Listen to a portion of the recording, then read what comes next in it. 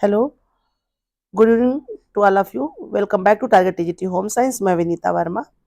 तो चलिए अपनी हम 50 डेज की क्लास स्टार्ट करते हैं। सीरीज जो हमारी आज कौन सी क्लास होगी, तो ये 14 नंबर की क्लास है। और हमारी जो कल वीडियो पड़ी थी आपकी जो है ब्रांच वाइज रिवीजन की, उसको हमने स्टार्ट कर दिया है। कल क्लास भी एक हो गई है और अब उसकी जो है आपको आज दूसरी क्लास भी मिल जाएगी। इस तरह से हम लगभग लगभग टेक्सटाइल की 10 क्लास में पूरा जो है अपना टेक्सटाइल कंप्लीट कर लेंगे। फिर इसके बाद नेक्स्ट जो है ब्रांच स्टार्ट करेंगे।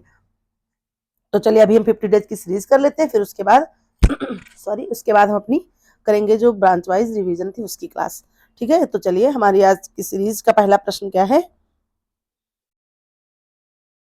एक मिनट। हाँ, तो पहला प्रश्न है, पोषण विज्ञान में ग्लाइसेमिक इंडेक्स का सबसे उपयुक्त उपयोग क्या है। ग्लाइसेमिक इंडेक्स का मतलब सबसे पहले जान लीजिए आप लोग कि जीआई वैल्यू इसको कहते हैं। जीआई वैल्यू होता है। और पोषण विज्ञान के जनक कौन है, तो ये भी जान लीजिए आप, इसके पोषण विज्ञान के जनक कौन है, लेवाइजर। ठीक है, ये आप लोग जाने रहिएगा। फिर देखिए क्वेश्चन हमारा क्या पूछ रहा है कि सबसे उपयुक्त उपयोग, तो ये हम देख लेते हैं सॉरी।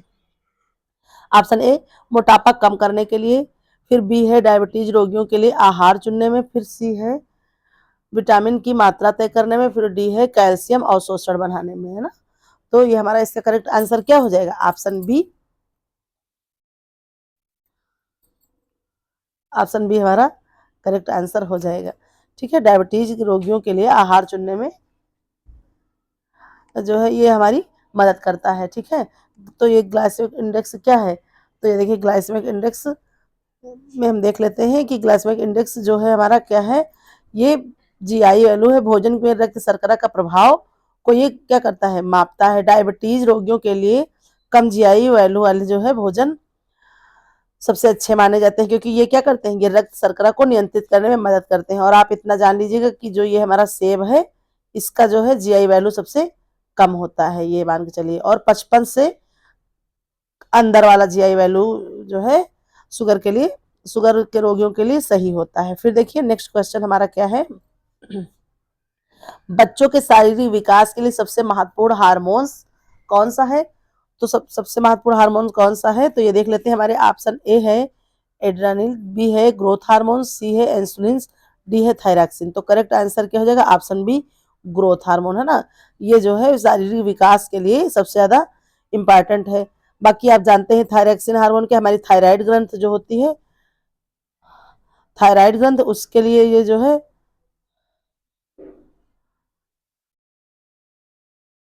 उपयोगी है, ये उसको नियंत्रित करता है। बाकी देखते हैं, ग्रोथ हार्मोन्स बच्चों के शारीरिक विकास के लिए महत्वपूर्ण है।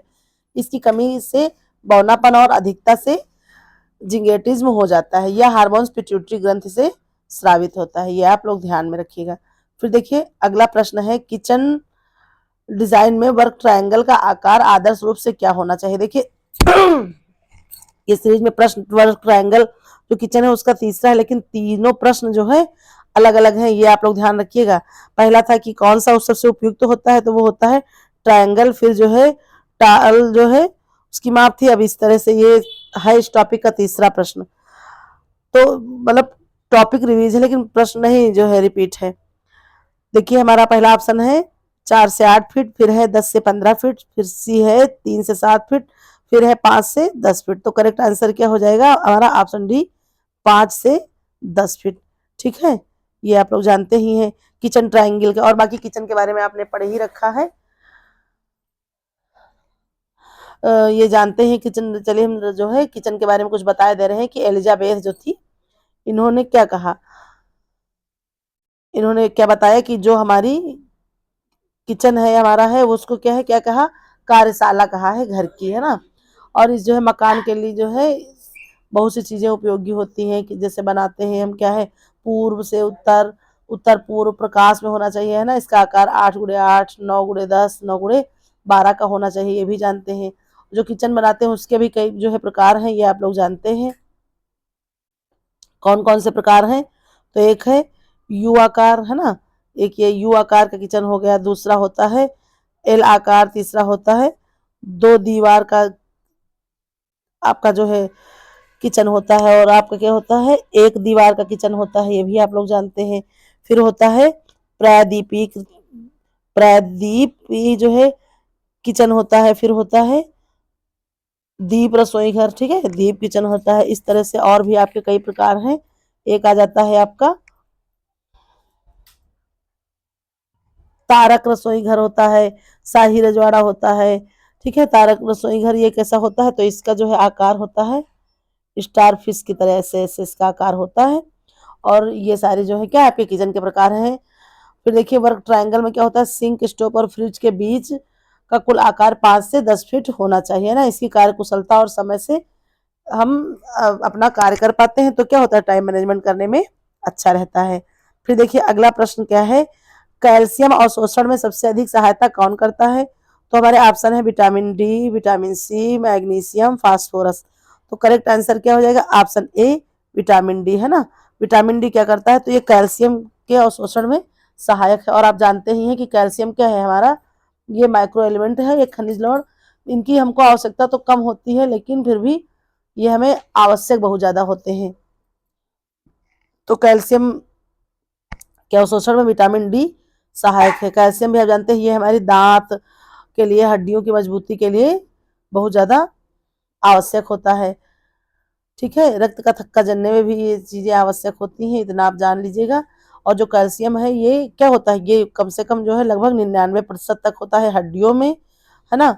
1% तक का होता है दांतों में, और 1% तक लगभग मान लीजिए इन दोनों में लगभग लगभग बराबर, और 1% तक का हमारे कहाँ होता है, तो ये होता है उत्तकों में, ठीक है। इतना आप लोग ध्यान रखिएगा कि उत्तकों में पाया जाता है, ठीक है। और कैल्शियम क्या है, ये एक एंजाइम को सक्रिय करता है हमारे, और जो है हमारी हड्डियों को, दांतों को पूर्ण रूप से मजबूत बनाता है ना। कैल्शियम अवशोषण के लिए विटामिन डी आवश्यक है, इसकी कमी से हड्डियां कमजोर हो सकती हैं। विटामिन डी धूप और आहार से प्राप्त होता है, मतलब कि धूप में इसका सक्रिय रूप बन जाता है। फिर देखिए अगला प्रश्न है, क्लोथिंग टेक्सटाइल में डेप्रोबिलिटी जो है मापने का मुख्य तरीका क्या है। ऑप्शन है क्रेप टेस्ट, फिर है हैगिंग टेस्ट, फिर है सी फ्लोसिबिलिटी टेस्ट, है ना। फिर देखिए अगला है बेडिंग टेस्ट। तो करेक्ट आंसर क्या हो जाएगा हमारा, ऑप्शन बी हैगिंग टेस्ट, ठीक है। हैगिंग टेस्ट जो है करेक्ट आंसर हो जाएगा। इसको जो है ड्यूरेबिलिटी मापने के लिए हैगिंग टेस्ट का उपयोग किया जाता है। यह कपड़े की जो है नरमी और गिरने के तरीके को दर्शाता है। यह विशेष रूप से डिजाइनरों के लिए महत्वपूर्ण है। फिर अगला प्रश्न हमारा है 6 नंबर, स्तनपान के दौरान सबसे महत्वपूर्ण पोषक तत्व कौन सा है। तो देखिए ऑप्शन हमारे हैं प्रोटीन, कार्बोहाइड्रेट, वसा, फोलिक एसिड। तो करेक्ट आंसर क्या हो जाएगा, ऑप्शन ए प्रोटीन, ठीक है। स्तनपान के दौरान प्रोटीन आवश्यक है, क्योंकि यह दूध के उत्पादन में और बच्चे की वृद्धि के लिए महत्वपूर्ण होता है। प्रोटीन की कमी से बच्चों का विकास प्रभावित होता है। बाकी अन्य चीजें, इसका मतलब ये नहीं कि अन्य चीजें आवश्यक नहीं है, लेकिन क्या है, तो प्रोटीन सबसे ज्यादा आवश्यक है। फिर देखिए अगला प्रश्न क्या है, ऑस्टियोपोरोसिस रोकने के लिए आदर्श आहार में क्या शामिल होना चाहिए। तो देखिए ऑप्शन हमारे हैं उच्च वसा वाले खाद्य पदार्थ, फिर बी है कम प्रोटीन वाला आहार, सी है कैल्शियम और विटामिन डी से भरपूर आहार, फिर डी है केवल हरी सब्जियां। तो करेक्ट आंसर हमारा क्या हो जाएगा, ऑप्शन सी कैल्शियम और विटामिन डी से भरपूर आहार। देखिए हम अभी अभी ऊपर आप क्वेश्चन भी था देख लेते कि ये देखिए क्वेश्चन हमारा क्या कहाँ गया, एक मिनट। ये देखिए कैल्शियम अवशोषण में सबसे ज्यादा कौन आवश्यक है, तो विटामिन डी। तो इस तरह से आप समझिए कि विटामिन डी में जो है, एक मिनट, विटामिन डी क्या करता है, तो ये जो है आपके कैल्शियम में जो है आवश्यक है। तो इसी तरह से इसमें भी हो जाएगा कि ऑस्टियोपोरोसिस में क्या आवश्यक है, तो जो है ऑप्शन सी कैल्शियम और विटामिन डी से भरपूर आहार हम जब लेंगे, जब हम विटामिन सी खाएंगे तभी जो है हमको कैल्शियम मिलेगा, भी इसको अवशोषित करेगा। और विटामिन डी की कमी से होता ही है ऑस्टियोपोरोसिस, आप जानते ही है ना। बच्चों में रिक्टेस हो जाता है, बच्चों में क्या होता है, तो ये किस रोग, रिक्टेस, रिक्टेस हो जाता है, ठीक है। बड़ों में क्या होता है, वयस्कों में तो ये होता, जो वयस्क है उसमें होता है ऑस्टोमलेशिया, ठीक है, ऑस्टोमलेशिया हो जाता है। ये देखिए ये ऑस्टोमलेशिया हो गया।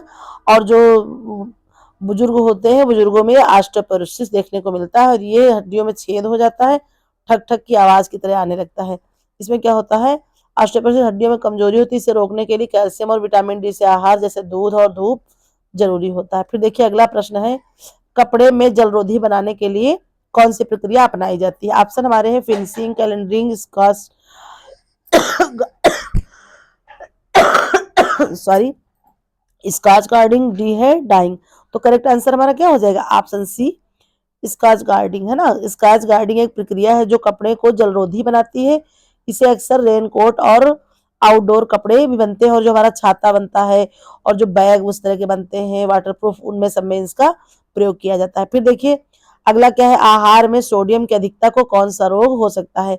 ऑप्शन ए है हाई ब्लड प्रेशर, बी है एनीमिया, सी है डायबिटीज, डी है थायराइड। तो देखिए करेक्ट आंसर हमारा हो जाएगा option A high blood pressure है ना। सोडियम मतलब इसका सूत्र क्या है? NaCl है ना, नमक। इसको हम जब अधिक खाएंगे तो क्या होगा? हमारा ब्लड प्रेशर बढ़ जाएगा। सबसे पहले इतना जान लीजिए, अगर हम करेंगे तो ये उच्च रक्तचाप हमारे लिए समस्या जो है पैदा कर देगा। सोडियम की अधिकता हाई ब्लड प्रेशर का जो मुख्य कारण है। ठीक है, संतुलित आहार में सोडियम को नियंत्रित रूप से उपयोग करना चाहिए। फिर अगला क्या है हमारा प्रश्न, हाउस होल्ड वेस्ट का प्रभावी प्रबंधन क्या है? ऑप्शन ए है हमारा लैंडफिल, बी है रिसाइकलिंग, सी है जलाना, डी है केबल डंपिंग। तो करेक्ट आंसर हमारा क्या हो जाएगा? Option B recycling. ठीक है, फिर देख लेते हैं इसके आगे, थोड़ा सा समझते हैं। रिसाइकलिंग हाउस होल्ड वेस्ट का सबसे प्रभावी प्रबंधन है। ठीक है, यह पर्यावरण को संरक्षित करता है और कचरे का पुनः उपयोग करता है। ठीक है, 3R आपने इसमें पढ़ा ही होगा।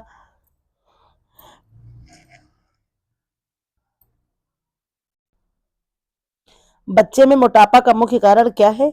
ऑप्शन ए है अत्यधिक मीठा खाना, बी है शारीरिक गतिविधि की कमी, सी है तनाव, डी है उपरोक्त सभी। तो करेक्ट आंसर क्या हो जाएगा? ऑप्शन डी, मतलब ये सारी चीजें मोटापे को बढ़ावा देती हैं। बच्चे में मोटापा अस्वस्थकर आहार, शारीरिक गतिविधि और कमी, गतिविधि में कमी और तनाव के कारण ये स्वास्थ्य समस्याओं का कारण बनती है। आजकल तो देख ही रहे हैं, बच्चे बस मोबाइल में जुटे रहते हैं, उनको, और वो इंडोर गेम भी उसी में मोबाइल में जुटे रहते हैं, और ड्राई फूड, जंक फूड, यही सब उनको खाना पसंद है। तो ये जो है आज का ये बहुत बड़ी समस्या बन रही है। फिर देखिए अगला प्रश्न है, बाल विकास के लिए सबसे अच्छा खेल कौन सा है? ऑप्शन है वीडियो गेम, आउटडोर खेल, कार्ड गेम, पजल्स। तो करेक्ट आंसर क्या हो जाएगा? ऑप्शन बी आउटडोर गेम है ना। अभी हमने बताया ही कि इंडोर बच्चे बस कमरे में बंद खेलते हैं, तो उससे क्या होगा, उनका जो है फिजिकल डेवलप इतना अच्छा नहीं हो पाएगा, है ना। आउटडोर खेल बच्चों के शारीरिक और मानसिक विकास दोनों के लिए अच्छा है, और यह जो है सक्रिय और स्वस्थ बनाता है।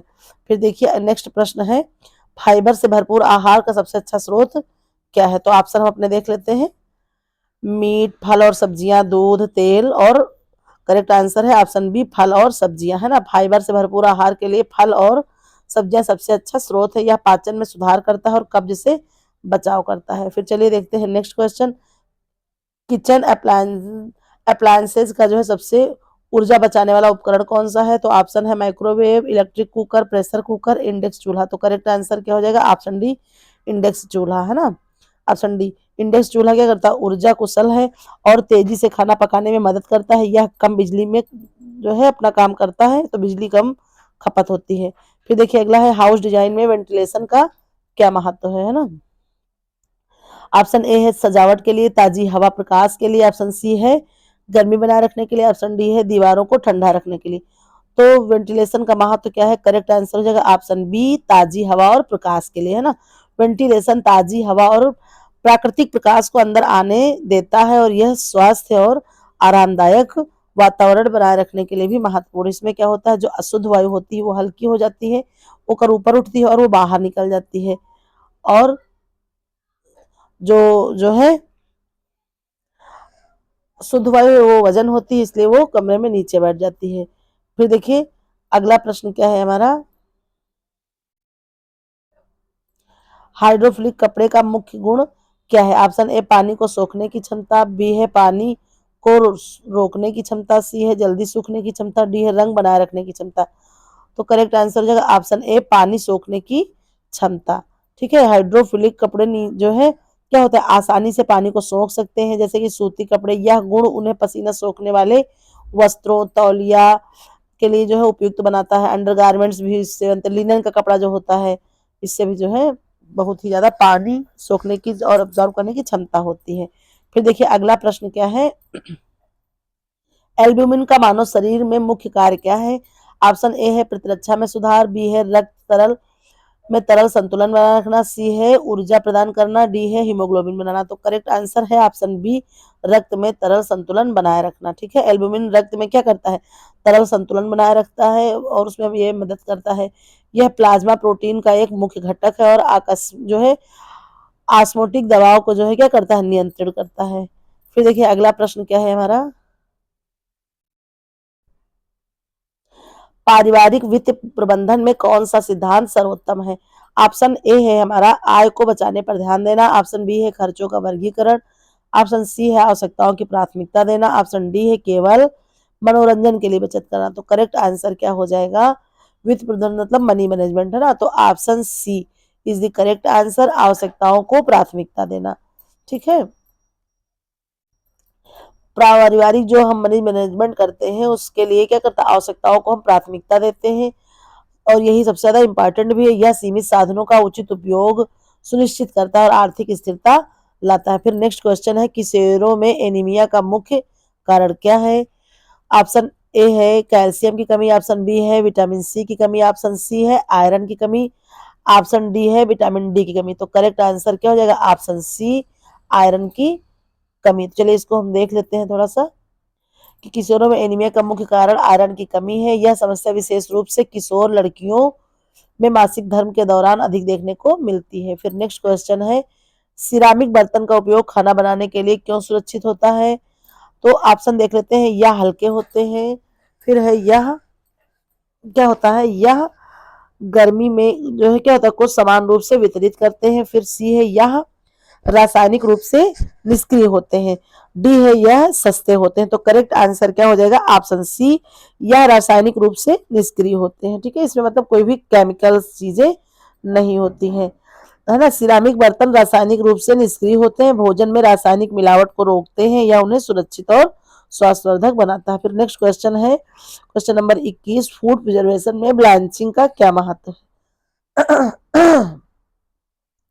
सॉरी, तो फूड में जो है ब्लांचिंग का महत्व देख लेते हैं। ऑप्शन है ए है भोजन का स्वाद बढ़ाना, बी है एंजाइम गतिविधि को रोकना, सी है सेल्फ लाइफ घटाना, ऑप्शन डी है भोजन को पचाने योग्य बनाना, पचने योग्य बनाना। तो करेक्ट आंसर हो जाएगा ऑप्शन बी, एंजाइम गतिविधि को रोकना, है ना। ब्लांचिंग में जो है सब्जियों को गर्म पानी में डालकर तुरंत ठंडा किया जाता है। यह एंजाइम गतिविधि को रोककर खाद्य पदार्थ की सेल्फ लाइफ को बढ़ा देता है ना। फिर देखिए नेक्स्ट क्वेश्चन है, हाउस पेस्ट कंट्रोल में कौन सी तकनीक सबसे पर्यावरण के लिए अनुकूल होती है? ऑप्शन ए है पेस्टिसाइड्स का उपयोग, बी है जैविक नियंत्रण, सी है अल्ट्रासोनिक वेव्स, फिर डी है फ्यूमिगेशन, है ना। तो करेक्ट आंसर हो जाएगा ऑप्शन बी, जैविक नियंत्रण। ठीक है, जैविक नियंत्रण में सॉरी में प्राकृतिक शत्रुओं का जो उपयोग करके कीटों को नियंत्रित किया जाता है। यह पर्यावरण को नुकसान नहीं पहुंचाता और स्थायी समाधान प्रदान करता है। फिर देखिए नेक्स्ट क्वेश्चन है हमारा, रूम हीटिंग के लिए कौन सी प्रक्रिया सबसे जो है ऊर्जा कुशल है? ऑप्शन ए है electric heater, option B solar heater heating, C है गैस हीटर, डी है ओपन फायर। तो करेक्ट आंसर हमारा इसमें क्या हो जाएगा? Option B, solar heating. ठीक है, सोलर हीटिंग ऊर्जा कुशल और पर्यावरण अनुकूल है। यह लागत प्रभावी भी है और लंबे समय तक गर्मी प्रदान करता है। ठीक है, तो चलिए देखते हैं नेक्स्ट क्वेश्चन, साइकोसोशल विकास में वाइगोस्की के सिद्धांत का प्रमुख पहलू क्या है ना। वाइगोस्की ने प्रमुख सिद्धांत का पहलू क्या बताया है साइकोसोशल विकास में? ऑप्शन ए है ऑब्जर्वेशन लर्निंग, ऑप्शन बी है जोन ऑफ प्रॉक्सिमल डेवलपमेंट, है ना, जेडपीडी, फिर ऑप्शन सी है सेल्फ एक्चुअलाइजेशन, डी है ऑपरेशनल कंडीशनिंग। तो करेक्ट आंसर क्या हो जाएगा? Option B, zone of proximal development, है ना, जेडपीडी। वाइगोस्की का जो है जेडपीडी सिद्धांत यह बताता है कि बच्चे को नई जानकारी समझने के लिए सहायक निर्देशकों की आवश्यकता होती है। यह क्या करता है? सामाजिक शैक्षिक विकास में महत्वपूर्ण भूमिका निभाता है। ठीक है, अगला प्रश्न है, शिशु की मृत्यु दर को कम करने का सबसे प्रभावी तरीका क्या है? ऑप्शन ए है बच्चों को केवल दूध पिलाना, ठीक है। फिर है समय पर टीकाकरण, फिर सी है आहार में सुधार, डी है सुरक्षित प्रसव तकनीक। तो करेक्ट आंसर हो जाएगा ऑप्शन बी, समय पर टीकाकरण। समय पर टीकाकरण से उसकी जानलेवा बीमारियों से बचने में मदद करता है या मृत्यु दर को भी कम करता है। फिर है रंग सिद्धांत में कौन सा रंग संयोजन सबसे अधिक ध्यान आकर्षित करता है। ऑप्शन ए है मोनोक्रोमेटिक, बी है पूरक रंग, सी है एनालॉगस रंग, डी है हमारा ट्राइडिक रंग। तो करेक्ट आंसर हो जाएगा हमारा ऑप्शन बी, पूरक रंग, ठीक है। पूरक रंग हमारा करेक्ट आंसर हो जाएगा। पूरक रंग जैसे लाल और हरा एक दूसरे के विपरीत होते हैं, जिससे वे अधिक ध्यान आकर्षित करते हैं। यह गृह सज्जा और ग्राफिक डिजाइन में व्यापक रूप से उपयोग किया जाता है, ठीक है। फिर देख लेते हैं खाना पकाने में माइक्रोवेव का मुख्य नुकसान क्या है। ऑप्शन ए अधिक बिजली खपत, बी है भोजन की गुणवत्ता में गिरावट, सी है खाद्य पोषक तत्वों की कमी, डी है विकिरण उत्सर्जन। तो करेक्ट आंसर हमारा क्या हो जाएगा ऑप्शन डी, विकिरण उत्सर्जन, ठीक है। माइक्रोवेव से विकिरण उत्सर्जन का जोखिम होता है, हालांकि यह मात्रा सुरक्षित सीमा के भीतर होती है, इसे सावधानी से उपयोग करना चाहिए। फिर देखिए नेक्स्ट क्वेश्चन, फूड मेटाबॉलिज्म में कौन सा हार्मोन मुख्य भूमिका निभाता है। ए है एड्रेनालिन, बी है इंसुलिन, सी है ग्लूकागॉन, डी है थायरॉक्सिन। तो करेक्ट आंसर हो जाएगा option C, sorry option D, thyroxine, है ना। थायरॉक्सिन हार्मोन मेटाबॉलिज्म को नियंत्रित करता है, यह ऊर्जा प्रदान करता है और वजन संतुलन में भी महत्वपूर्ण भूमिका निभाता है। फिर देखिए नेक्स्ट क्वेश्चन, वॉशिंग मशीन में ऊर्जा बचाने का सबसे प्रभावी तरीका क्या है। ऑप्शन ए है गर्म पानी का उपयोग, बी है केवल छोटे में धोना, सी है ठंडे पानी को उपयोग, डी है उच्च गति जो है ड्राई साइकिल। तो करेक्ट आंसर हो जाएगा ऑप्शन सी, ठंडे पानी का उपयोग, है ना। ठंडे पानी का उपयोग ऊर्जा बचाने में मदद करता है, क्योंकि पानी गर्म करने की आवश्यकता नहीं होती, यह कपड़े की गुणवत्ता भी बनाए रखता है ना।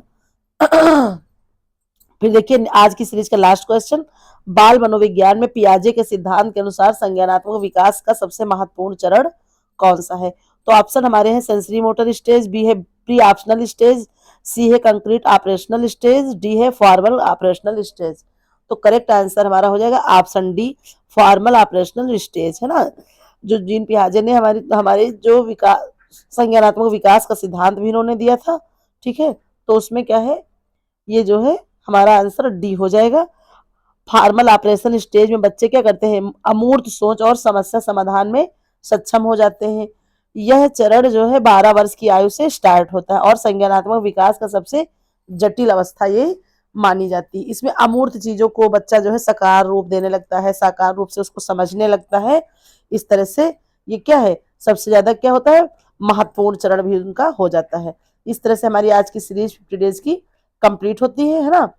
फिर मिलते हैं अपनी, अभी हमारी जो है थोड़ी देर में क्लास आपको प्रोवाइड करी जाएगी, जो हम टेक्सटाइल की कर रहे हैं ब्रांच वाइज डिवीजन उसकी। फिर उसके बाद जो है हम फिर अपनी कल फिर करेंगे 50 डेज क्वेश्चन की सीरीज। इस तरह से लगातार हम अपनी जो है क्लास को कंटिन्यू रखेंगे, और जो भी हमारे पास नोट्स हैं, जो भी चीजें हमारे पास अवेलेबल है, उनका सबका अपनी पढ़ाई से पूरा रिवीजन भी होता रहेगा, और आप लोग जो है उसको बिल्कुल कम समय में आप जुड़ पाएंगे हमारे साथ। जो है पूरी चीजों का रिवीजन करिए, आपको अच्छा कंटेंट उपलब्ध कराने की हम पूरी कोशिश करेंगे। चलिए फिर मिलते हैं नेक्स्ट वीडियो में। Thank you for watching.